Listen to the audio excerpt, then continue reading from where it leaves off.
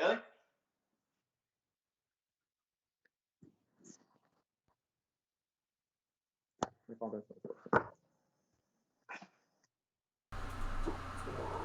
Testing. Penis. Oh, we're live. What? I won't talk about penis this time.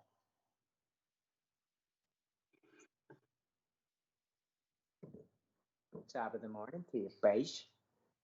I don't see anything. I don't think it's live. Oh, yeah. You weren't lying.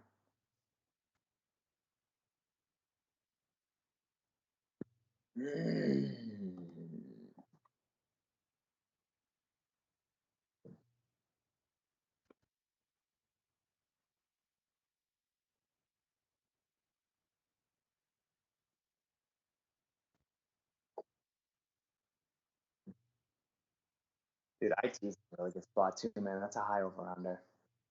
Going up against Garland and Sexton.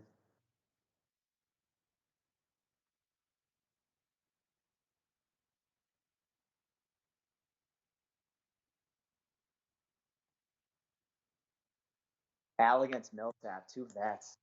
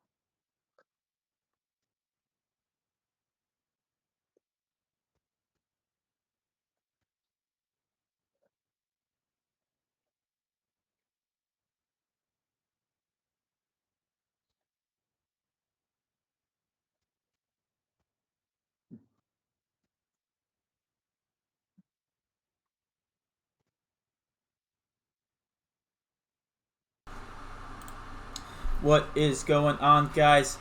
Thank God it's Friday. Happy Friday. We're here to break down this 11-game slate.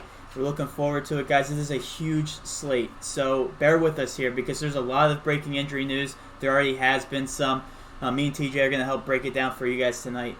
Let's go ahead and dive right into it because I know we have a long stream ahead of us. We need to get off and then make the lineup as well. So, TJ, do you want to go ahead and start talking about some injury news? I'm going to pull it up here on the computer. Hi, Matt. How are you? Doing good. What's up? What do you want to talk about first? Let's go ahead and talk about some of the injuries through, I believe, Philly, with Simmons being out. Yes. I think that's the biggest injury news on the slate. Yeah, so it's Philly with Simmons being out. You also have Minnesota with Teague and potentially Napier being out again, playing against Golden State. You also have Indiana having Miles Turner, Sumner, Jeremy Lamb, and then Goga out as well. What else do you have? J.J. Redick's still questionable for the Pelicans. Not that that's really anything crazy, but you have in Denver, Gary Harris is still a game-time decision. Miami, obviously, Justice Winslow's out again with that quote-unquote headache that he has. He's in concussion protocol. And then DeAndre Jordan being out for the Brooklyn Nets is some other pretty big news. And then Golden State, D'Angelo Russell is playing tonight, so that kind of kills all those Golden State plays that Matt loves oh so much. But speaking of which, Steph Curry got ruled out for the year, so that's not good. Earlier. Yeah, that's pretty crazy. That stinks. You know what? I almost bet on them actually to win. Oh, good thing you didn't. Bet, so I'm really glad I didn't because that would have been terrible. Let's see. Yeah. So the first game, or the biggest name, obviously being out is Ben Simmons. And that gives everybody the incentive to play Raul Nato. And that makes me sad because, as Matt mentioned, I think Raul Nato hasn't scored over 20 DraftKings points in like over 2 years, he said. I don't know if that's necessarily true. It was a very long time. Yeah. Last game he actually had, I think it was like 26. But nonetheless, he's only 3,400 on DK. He actually ended up playing the last 16 of the 18 minutes to close out the third and the final of the game when Simmons went out. He's only averages 0.73 fantasy points per minute. He's projected at 28 minutes tonight, I think. Has a 19% assist rate, which is kind of nice. So hopefully you can find Embiid and Horford and Richardson, or Embiid and Horford down low, and maybe Richardson can hit some shots and you can just get some easy assists. But yeah, I mean, he's not a very intriguing play, but he's going to be so chalky that you just need to have him in your lineup. Yeah, I can With put. that being said, go ahead. I was about to say that. That being said, I think it's time to look at Philly. Since we're already on the topic, Nito's a great play. I think he's most chalky. But are there any more players from Philly that you're thinking about taking or looking at? Yeah, Al Horford at 6,000, projected at 32 minutes. He actually gets a 5.7% usage rate bump with Simmons being off the court. He averages a 27.5% usage rate with him off the court, 1.25 fantasy points per minute. Obviously, everybody's going to look to Embiid, but at 10,400, I would much rather get Al Horford for 6,000 for just as many minutes and just as much potential to score. Josh Richardson's also appealing, but he also got a huge bump up to 5,700. We were playing him earlier this week at 4,400, and I feel like he was like 4,800 his last two games. So they kind of priced him up appropriately. So if I'm taking Nato here, I'm also thinking about Al Horford, and then the others would just be easy plays for me. Well, yeah, because it's weird. Brodo actually tagged Harris, and they tagged Richardson as good GPP plays. I always throw an extra P in there. And they didn't tag Embiid or Horford, and I feel like those two are probably the better plays on this team. I mean, you're looking at Al Horford at 6K. He's been outperforming his price tag, honestly, the entire season. And obviously, with all the stats that you just mentioned, I don't see why he's not tagged, him or Embiid. I mean, Embiid has the better matchup tonight. Obviously, we were just talking about that with Jokic not being that great to the start of this season. Yeah. I mean, I haven't looked at who they tagged for Philly or anything like that, but if there's one guy that really catches my eye that isn't Raul Nato, it's Al Horford. Yeah. But yeah, like Embiid, Harris, Horford, Richardson, and Nato are all good plays on our sheet after I crunch the numbers, with Al getting the best value. So at 6,000, I would love to have Al in our cash game, but we'll see what plays out tonight because there's a lot of other good plays out there. Yeah, I want to go ahead and move on to Indiana because I was looking at their sheet because it feels like Indiana has been an interesting team to look at so far this season in general. Now with, is it Turner and Goga that got ruled out? Is that right? Turner, Goga, and Summer. Oh, wow. Okay, and Lamb. They have a lot in. Okay, so one player I didn't want to touch early on in the season was Jakar Sampson, just because basing it off of last season, he sucked. I'm going to refresh my page here. I don't know if they updated his minutes. We already rostered him once, and it was pretty frustrating. We rostered him when we should have rostered Goga. And then the next game, we rostered Goga, and we should have rostered Jakar Sampson. So we flip-flop on both of those. I think we won both nights we did it, but yeah, with Goga being out, and then Turner also being out again with that nose. I think he broke his nose. I think that's what it was. Jakar Sampson, unfortunately, it's only a 29-minute or 25-minute sample size that he has. But he pops on our sheet. He gets usage bump. It's like a 5% usage bump, 23.4% usage rate, and a 1.17 fantasy point per minute in that time. I understand it's only 25 minutes, so I'm pretty sure it was his last game where he actually played really well. He started again. He's only 4,200. I think maybe this would be more of a trap than last game, but still the value's there. And if you want to have guys tonight like Towns, like Jimmy Butler, maybe you want Brogdon too, you're going to have to find some cheap plays like Raul Nato and Jakar Sampson. So, Yeah, I don't know if I'm sold yet on Sampson just because of the 4.2. I know we played him when he was in the bottom mid he was 3,000s. He was 3K last game and didn't Yeah. start. And I texted you because I mentioned him to you, and we were like, yeah, he sucks, but like he's getting the minutes right now. Right. He's starting, and he's over Goga when we took Goga, and I think he had 14 fantasy points in the first quarter in like 5 minutes. Yeah, it's just like he like hit a 3 for once in his life. Yeah, so he's definitely an interesting play, but I don't necessarily think you need him. Yeah. I want to move. He's going to get a lot of ownership. I want to move on down to Miami, where our next chalk comes from, at least for us. I don't know if he's tagged actually, which is kind of good. He's tagged as a GPP play. I don't understand the pricing on Butler. I really don't. He was 7.2 last night. Literally last night. 7.4 tonight. I don't see him going under 8K for the rest of the season, to be honest. If I'm being transparent, I think 7.4 is way too cheap for for Butler, and the rest of these guys they just seem underpriced, especially against the Lakers. 104, I think that's conservative as well. I think Jimmy Butler, I don't know if you're gonna agree with me here. I think he's gonna make to our cash. I think that's pretty given. Yeah, I think the tag's too cheap at 7.4. He was 7.2 last night, and he had 30 points in the first half. The one thing I've noticed with Miami is, and he's always been more of a predominant scorer, but I feel like that's all he's been doing so far since he's been down there. He doesn't really do too much of the other things. Like he didn't have any steals or blocks last night. He's actually one of the league leaders in steals. So I take that back. But rebounding and assists, I feel like his numbers are down a little bit so far since he's been down there. But he scored 34 last night. Like I said, he had 30 in the first half. 7.4. It's much too cheap in that game against the Lakers. You said their over-unders what? 104? 104, which is weird. Yeah, I would expect that game to be a lot faster paced than over-under. Now, they're also playing at Staples. I don't know if you've seen the stats on. Whenever the Lakers play at home, they play at a faster pace. I don't know if you've ever seen that. It's like primetime Staples Center. For some reason, it's like they always play. I wish my guy Rondo was going tonight, but I think it's tough. Back to back. I guess they were in Phoenix last night, so I mean that flight's not too bad. You go from Phoenix to LA. Yeah, I mean they should be pretty well rested. So Butler coming off 34 minutes, I expect him to play 34 minutes again. Yeah. I think he likes playing other studs and kind of like showing them up and being like, yeah, I'm still Jimmy. Like I can still do this. Yeah. Because I feel like he goes undervalued, like his price tag is right now, but.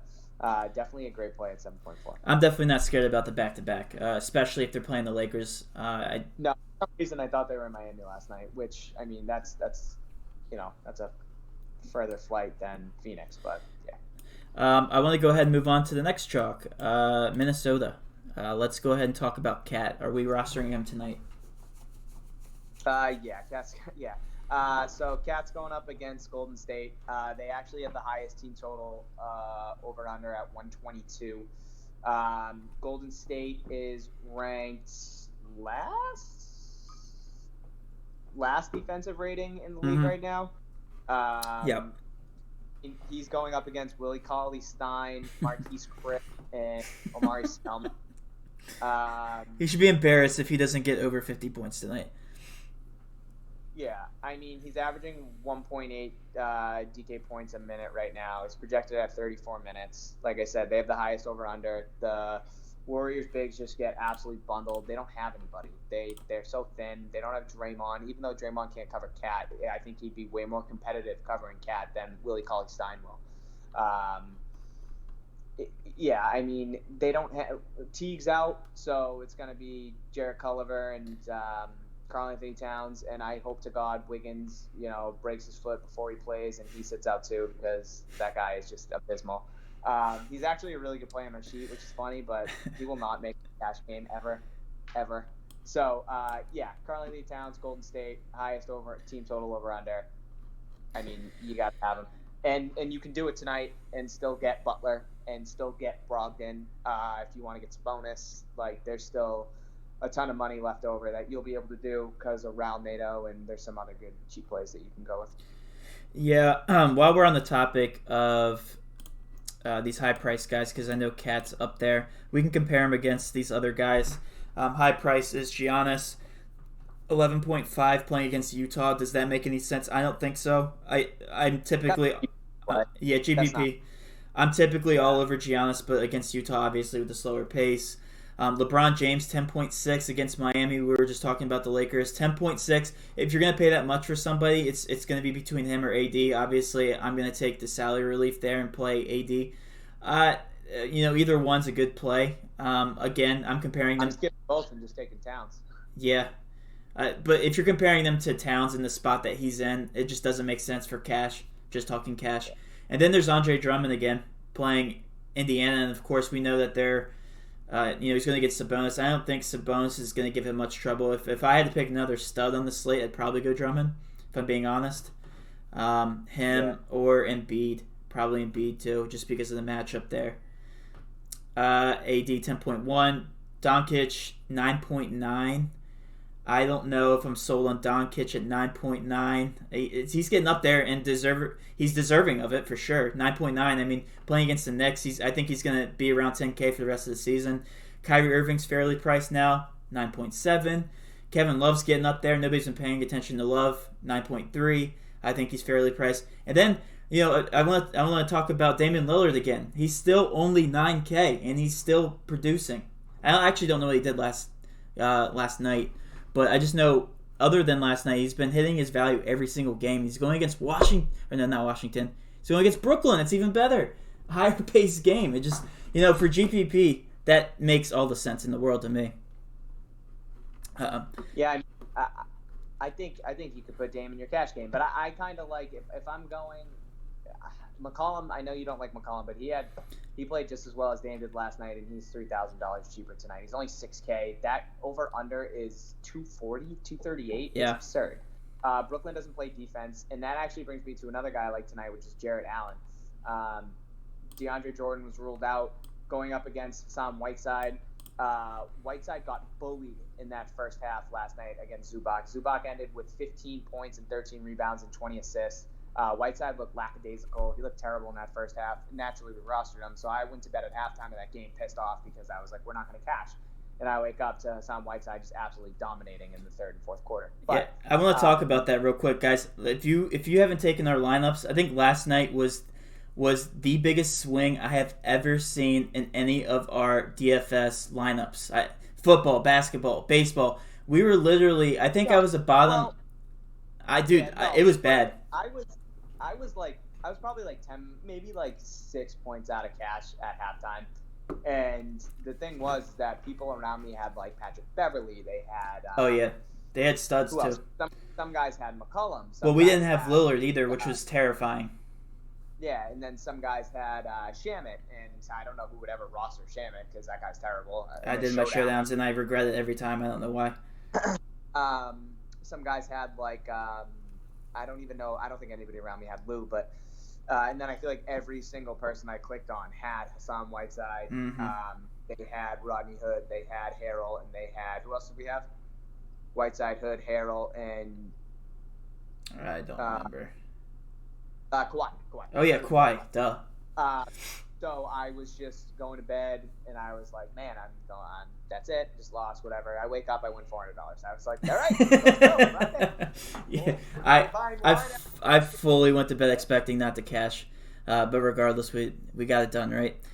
So Jarrett Allen at 5K, obvious play, right? I don't know if I'm as sold on him as I should be, because last season, guys, if you remember, he was 5K the entire season. He's also getting 31 minutes tonight. Last season, he was getting between 25 to 30. I don't think he's as good of a play as people are making it out to seem. I definitely don't mind him, but do I think he needs to be in every cash lineup? Not necessarily. I don't know if you think any differently. Now, the over-under, obviously, with that being so high, he might be so high on that I might have to throw him in there. I mean, I'd honestly probably rather have McCollum, but you love McCollum. DeAndre Jordan being out, and if Whiteside plays those 27, 28 minutes like he did last night and like he has all year, Jared Allen's going to be in there that whole time too. So it's a guaranteed. He's projected right now at 31 minutes. Like I said, Zubac just bullied that guy in that first quarter. Like Zubac had like 18 points, fantasy points in that first quarter, and just made Whiteside look like a bitch. Whiteside got pulled, and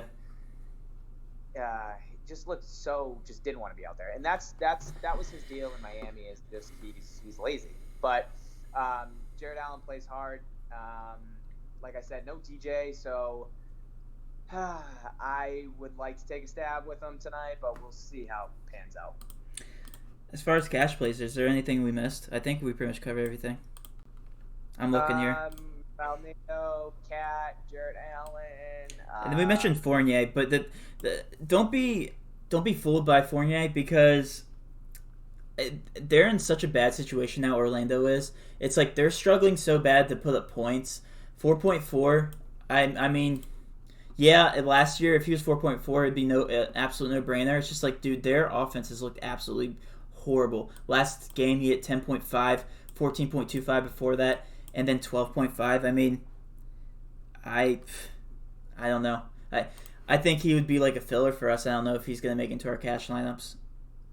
No, he won't be in there. He's a good player, but they're struggling. Or that Orlando's a bad team.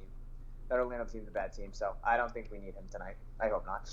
We'll find out, but I think we can work around him. I think the only reason we put him in there is because of ownership, but other than that, no. I mean, I don't see much upside with him. They're playing an up-pace game against Memphis, but up-pace for them. I mean, I'm curious. I haven't even looked at the over-under for them. 108, so I mean, yeah.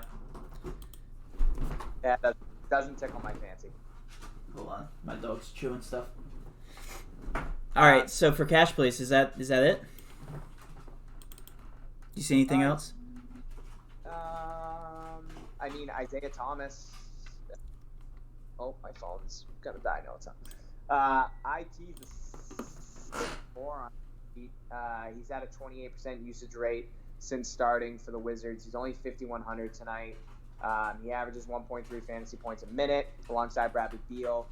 I mean, I don't know what kind of ownership he's going to carry tonight, but they're going up against Cleveland, and that's actually a pretty high over/under. He has Darius Garland and Colin Sexton trying to cover him. So yeah, I think IT is a not an appropriate play, but he's definitely somebody that if you're stuck and need somebody in that mid-tier range that you can throw on your roster and still feel confident that he'll hit value. Question: we haven't talked about Culver. I think I went through Minnesota a little too fast. Do you want to talk about him real quick? I mean, 5K.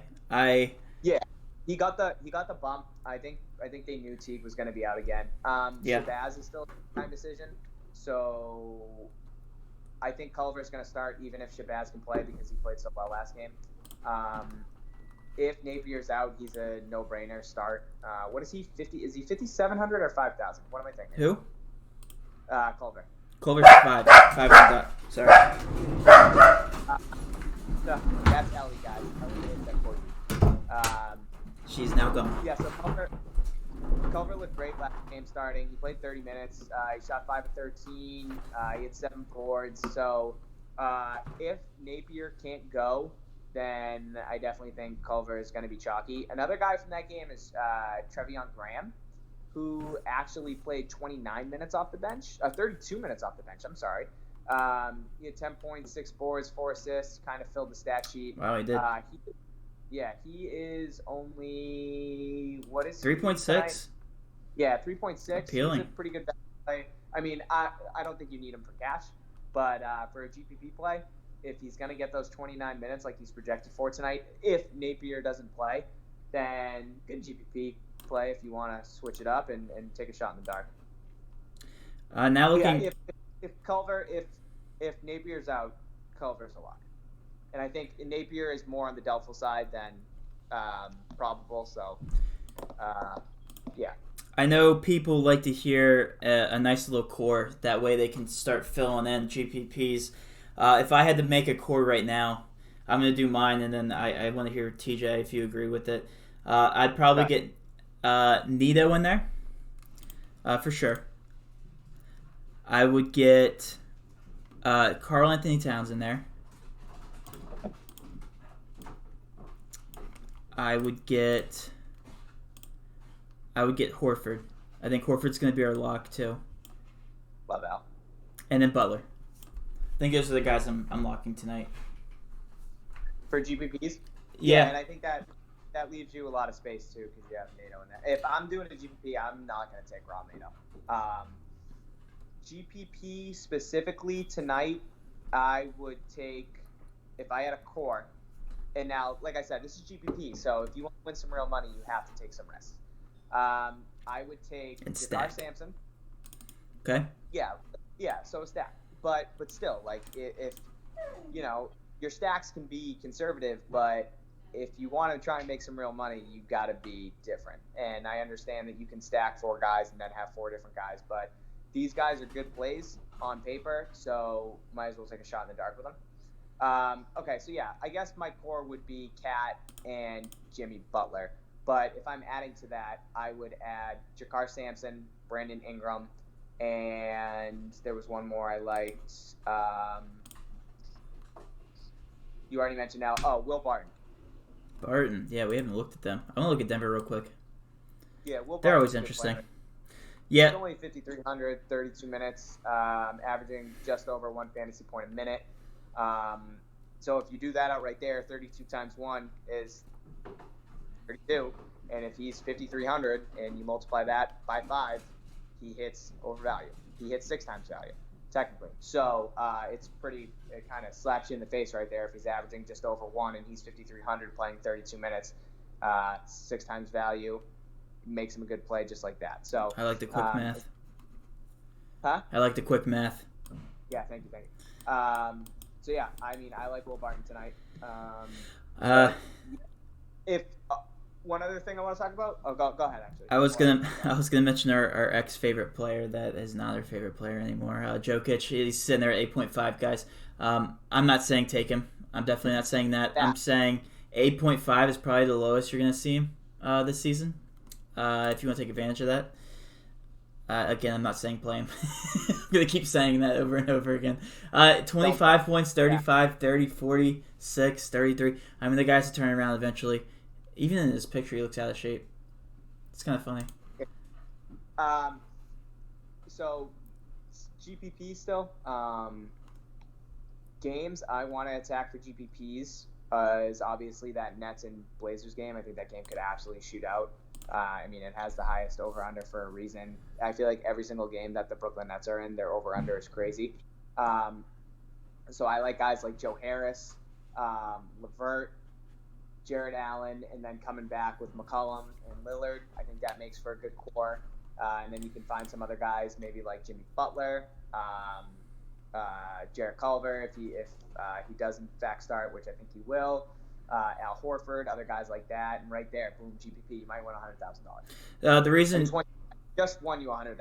Take that lineup. The reason TJ says come back with players, like he's talking stacking one side of the Nets and then stacking the other side Portland, which is a great strategy because one, there's always overtime potential. So if the game goes into overtime, it obviously benefits both sides of the ball. And two, when one team plays higher pace, the other one has to play high pace as well just to catch up in points. So if like Brooklyn's up ahead by 10 and the score is 35-25 at the end of the first quarter, guess what? The game's going to look just like that for the rest of the game. Portland's going to be shooting a lot more. So that's just a great strategy in general for NBA. So if you're playing our core, he's saying come back with a Brooklyn-Portland stack. That's generally how you do it, just in case you guys... Yeah, so Brooklyn-Portland stack, Toronto-Pelican stack, also a pretty high over-under. Jahlil Okafor starting again at center. He's probably not going to play too many minutes, but you could go something like Horford, Butler, and then Cat, or Horford, Butler, and Nato, whatever you want to do, and then could go with like Brandon Ingram, Drew Holiday, Kyle Lowry, Siakam, and if that fits, you get most of the studs from those two teams and a high over/under game, and I just won you $200,000. So yeah, I really do hope that happens. It's going to happen this year, guys. We're maybe not the 100 or 200,000, but we're taking down some more GPPs. I know we took it down with showdowns. Any more GPP plays? No. Because I don't see anything else that's too intriguing. I think everybody's pretty fairly priced across the all these teams actually. Anyway, we'll go ahead and close it like that because we have a lot to go over. Guys, if you haven't bought a membership, $2.50 to sign up for All Access, just for NBA tonight. $10 to sign up for a week, $25 to sign up for an entire month. We have been absolutely killing it. What's our record now? Is it 13-17? Or 13 out of 17? Not 13-17. Yeah, we're 13-17. We suck. Yeah, so that's... I can't do the math. No, we're 13-4. Yes. Can't do the math, but that's around 80%, 75-80. For cash, guys, that is probably the best you're going to get in the industry. You can't use any optimizer to do that. Can't do anything else. It's it takes a lot of number crunching, and we can give you all the puzzle pieces, but we can't help you put the actual puzzle together until we do it with our lineups, guys. So if you want the full puzzle, you go buy our memberships. We're the most affordable. We have a lot of fun, guys. And also, I forgot to mention that 3 Showdown lineups are going to be posted tonight. I'm going to do that as soon as we make our... Yeah, 3 guys. So we've been limiting those to 6. I know the lineup sharing's been a little bit of an issue, but last night I didn't see so much of it. So hopefully continues to... I keep watching TJ. Sorry, you're distracting. With that being said, TJ, have any closing remarks? Sign up today if you want to win money. We're making it pretty easy so far this year. I think Matt wants to also do the giveaway now, but he always forgets because he's dumb. You know what? I did. Did you pick a winner? I did not because I thought you were going to, but I can if you'd like me to. Yeah, we can do that. Okay. So let's see here. Now we have. I had 3 different tweets that went out for the retweet to be entered. I have everybody written down here. I just Okay. wanted to where you didn't pick anybody. Yeah, sorry about that, guys. I get sidetracked. Say it again. I get caught up in all the number crunching. Okay, so let's see. I am going to bring up my list, which I have right now, and I am going to. Where the hell is my list? Matt, I cannot find my list. I mean, it's all good. We can actually announce it after if you can't find it right now. Yeah, let's do it after this. Let's tweet it out. No worries. I wanna make the lineup and then Yeah, priorities, right? We'll go ahead and get that free. Of course, guys, it's a free month pass. We'll go ahead and give that to you, and once we announce the winner, and we'll go ahead and tweet it out, guys. Thanks for tuning in. If you haven't signed up, please do. If you have any questions, guys, make sure to like and subscribe. Yes. Please. Yes, like and subscribe, please. Also, you'll see in our future videos, guys, I did a little bit of, I added some thumbnails. I did a subscribe button at the bottom, made it very easy for you guys to like, subscribe, and do all that good stuff for us. So, with that being said, guys, thanks for tuning in. Let's all have a great weekend and have a good night, and let's cash.